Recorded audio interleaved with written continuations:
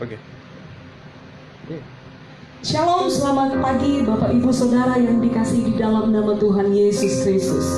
Selamat kita kembali berjumpa dalam minggu yang kedua di bulan Mei ini dalam ibadah bersama keluarga GPPS Solo Gracia dalam ibadah live streaming kita. Sama-sama kita akan menikmati hadirat Tuhan di pagi hari ini. Tidak dibatasi dimanapun Bapak Ibu Saudara berada pada pagi hari ini. Ketika sama-sama kita mengangkat hati kita akan sama-sama menikmati persekutuan yang indah bersama dengan Tuhan di pagi hari ini. Mari buka setiap hati kita, hampiri Tuhan di dalam kekudusannya, karena ada begitu banyak hal yang Tuhan perbuat di dalam setiap hidup kita. Satu yang kita percaya bahwa rancangan Tuhan yang terjadi dalam hidup kita itu indah pada waktunya di dalam setiap pribadi kita. Mari angkat hatimu kepada Tuhan, mulai sembah dan naikkan pujian syukurmu kepada Tuhan. Haleluya, sama-sama katakan di dalam hadirat Tuhan, banyak yang Engkau perbuat di dalam hidup kami Tuhan. Terima kasih Tuhan. Banyak yang Kau perbuat di dalam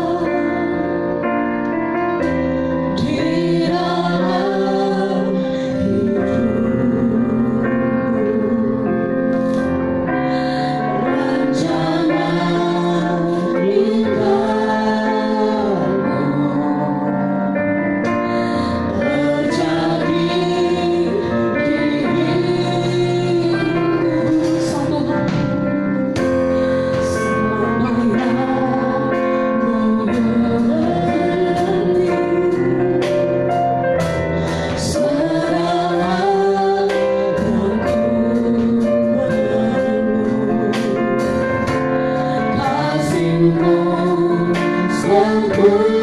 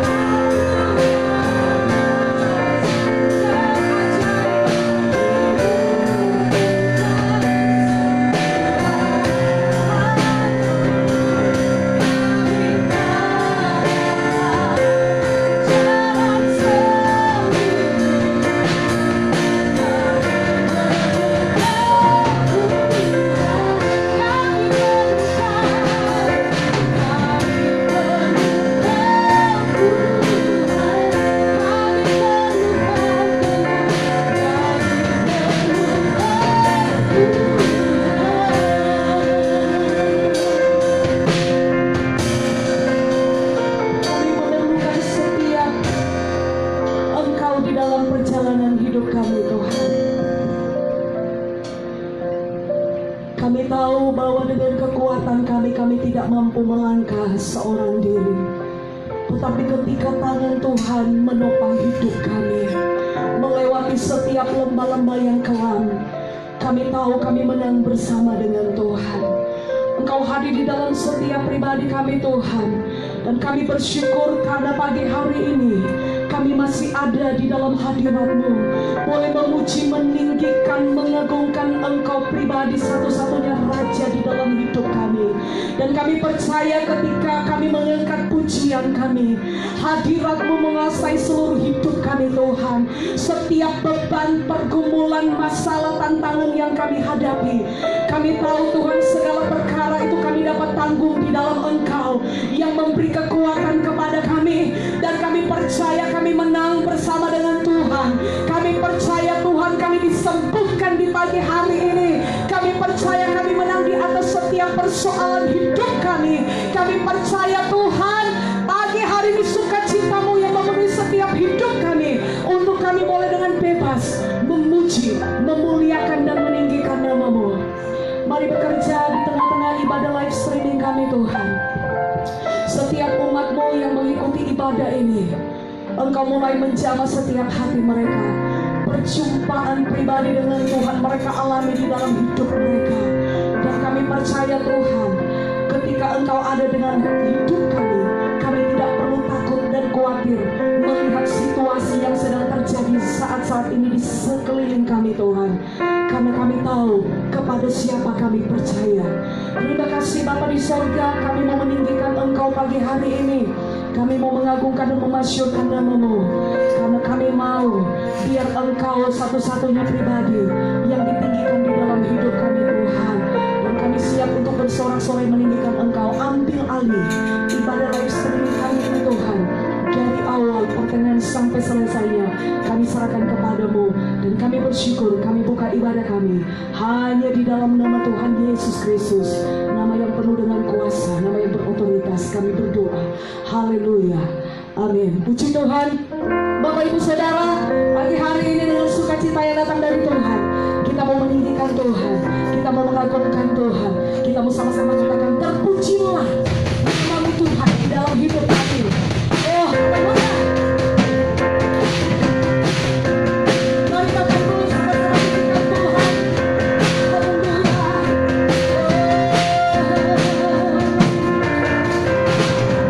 Terpujilah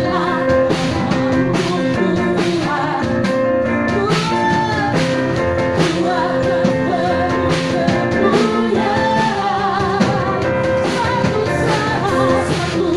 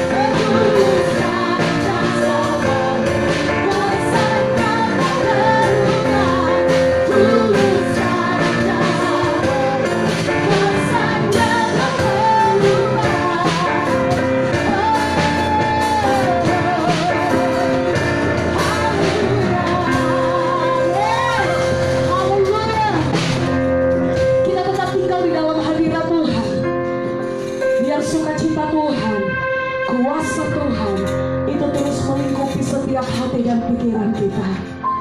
Mari bawa setiap pribadi kita kepada Tuhan. Buka setiap hidupmu untuk diisi kebenaran firman-Nya. Hanya Yesus yang menjadi satu-satunya andalan di dalam hidup kita. Hanya Yesus satu-satunya yang dapat kita percayai, sebab Dia yang memberikan sumber kekuatan, sumber pengharapan, sumber kedamaian itu di dalam setiap hidup kita. Terima kasih Tuhan. Haleluya.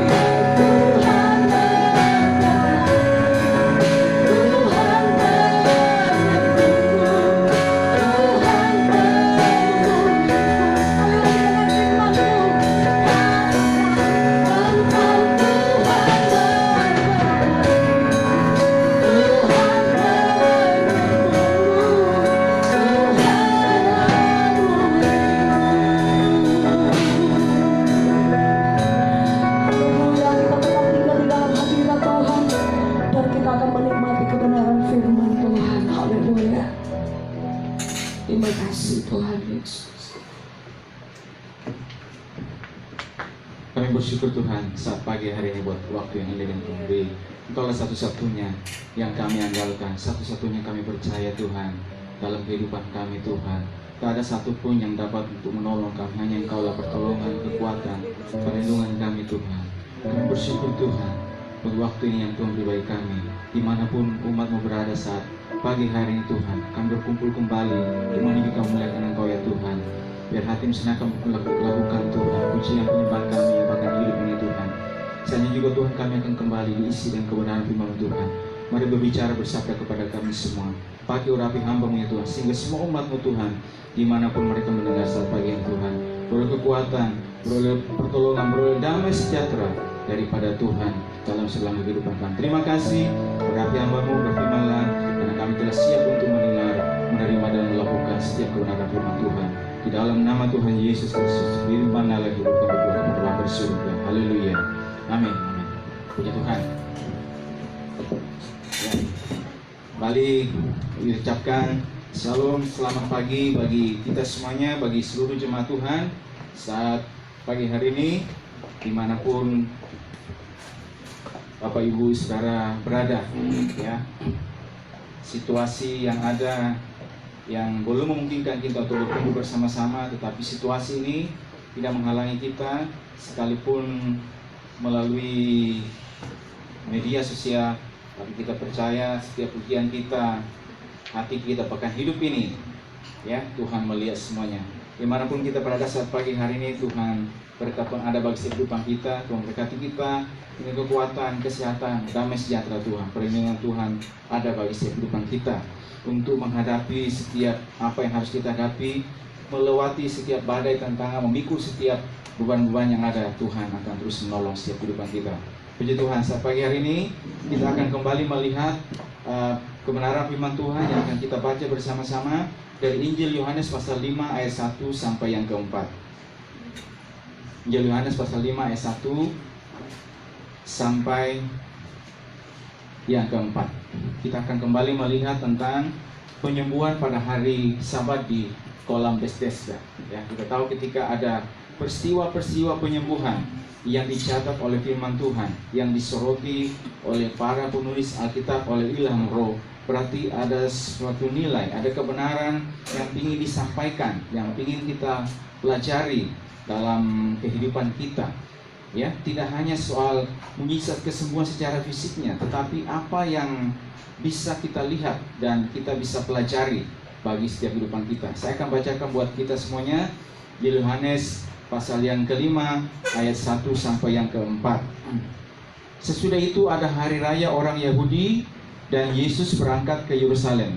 Di Yerusalem dekat pintu gerbang domba ada sebuah kolam yang dalam bahasa Ibrani disebut Bethesda. Ada 5 serambinya, dan di serambi-serambi itu berbaring sejumlah besar orang sakit, orang-orang buta, orang-orang timpang, dan orang-orang lumpuh yang menantikan goncangan air kolam itu. Ayat 4. Sebab sewaktu-waktu turun malaikat Tuhan ke kolam itu dan menggoncangkan air itu, barang siapa yang terdahulu masuk ke dalamnya sesudah goncangan air itu menjadi sembuh, apapun juga penyakitnya. Dikatakan sekali lagi bahwa satu peristiwa yang ditulis oleh Yohanes, oleh ilham Roh, murid yang dikasih oleh Tuhan, untuk mencatat satu peristiwa penyembuhan di kolam Bethesda. Ya, di kolam Bethesda pada hari Sabat. Ya, kalau kita lihat di dalam ayat yang pertama, atau kita lihat di sini dalam berikutnya, penyembuhan di kolam Bethesda. Ya, terjadinya itu di ayat yang pertama itu hari raya orang Yahudi. Ya, atau hari raya orang Yahudi ini hari raya Paskah. Ya, dan jatuhnya pada waktu Sabat. Nah, kalau kita lihat di situ kata firman Tuhan, di Yerusalem dekat pintu gerbang domba ada sebuah kolam. Ini disebut oleh Tuhan, ya, di melalui kolam tersebut. Ini yang disebut dengan rumah pencurahan kasih, ya, kolam Bethesda, ya, pada saat itu. Jadi ada kasih Allah yang dicurahkan.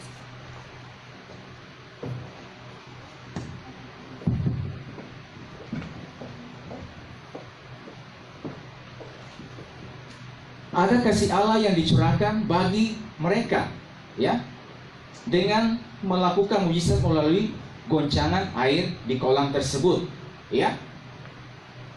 Artinya juga begini, siapa yang mau mengalami kesembuhan, maka ia harus datang ke kolam tersebut. Karena di kolam Bethesda itulah, tepatnya di Yerusalem, terjadi akan ada kesembuhan di tempat tersebut melalui goncangan air.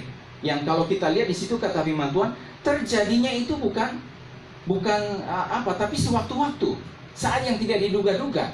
Terjadinya itu bukan setiap saat, tetapi pada saat kata firman Tuhan di sini, sewaktu-waktu turun malaikat.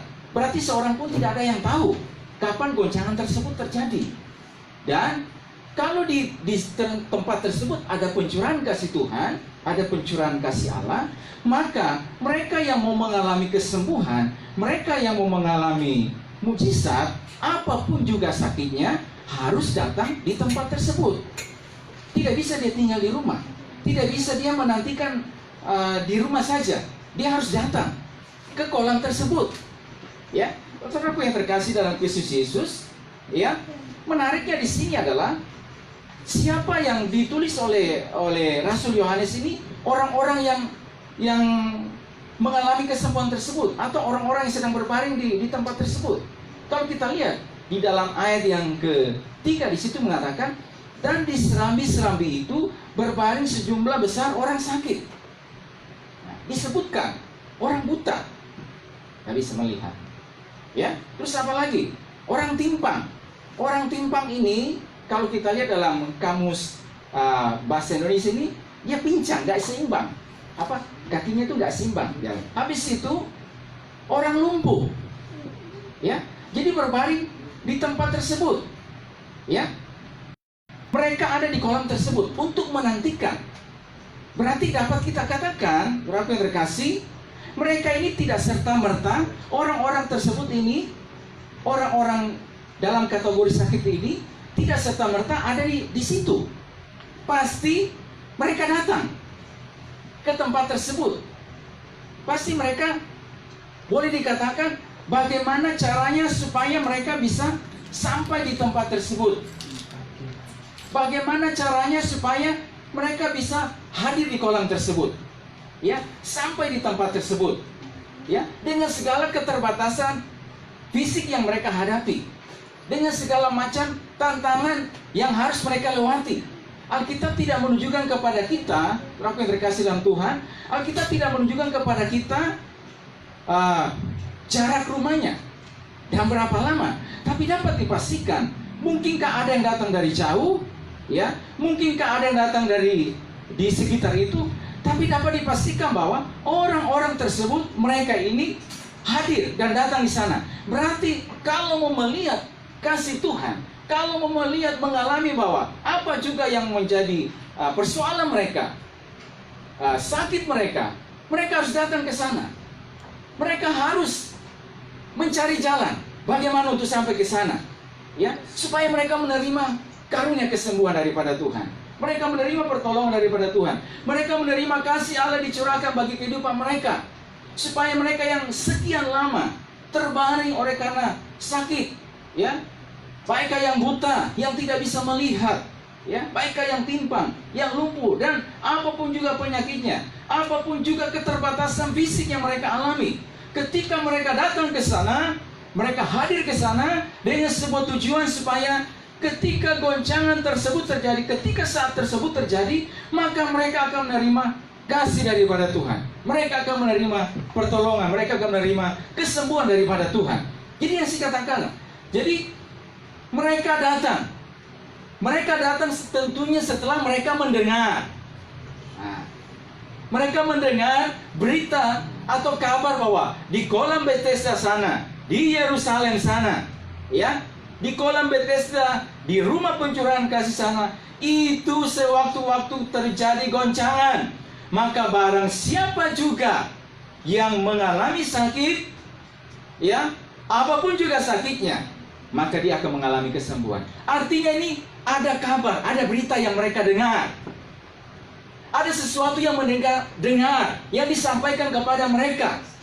Sehingga ketika itu disampaikan kepada mereka, dan sekarang mereka harus mengambil sebuah langkah. Saya harus datang ke sana.